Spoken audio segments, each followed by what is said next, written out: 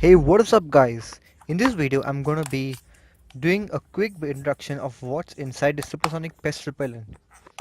So this pest repellent, I've used it for the past couple of months, and in the start I really don't know whether it works or not, but I'm pretty sure it doesn't work. So today I'm gonna be opening it and seeing what's inside. So in order to open this, you must know that this thing is sealed shut from along the four corners. So what you have to do is you have to keep on opening it, and after 5 minutes, when you break all the plastic seals from all the four corners, it will open like this. So this is the inside, and as you can see, it's sealed shut from all the four plastic corners from the side.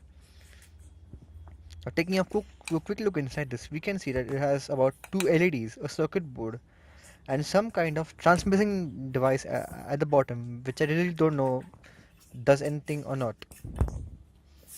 Maybe it does, maybe it doesn't.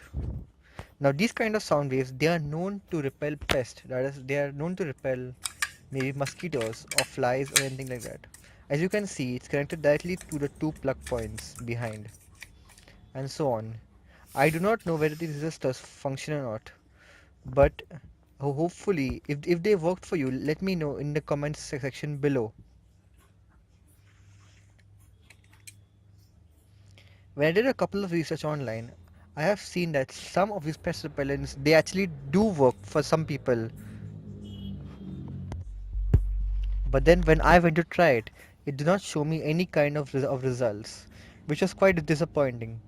I bought about two of them, and one is broken, and the other one I have here with me.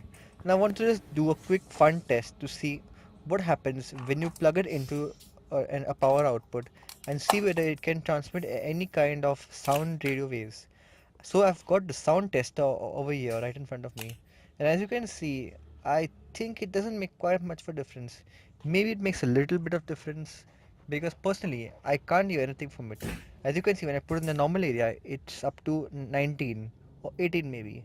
Now when I put it close to this, it's about 21, maybe 30 or 28. So maybe, just maybe, it's transmitting some kind of sound waves. Who knows? But we will never know. So that's the point of this video. I just want to have a little fun, and that's it. Personally, I do not think you should buy this, and I think that it doesn't work properly. And that's it for this video. Thank you so much for watching.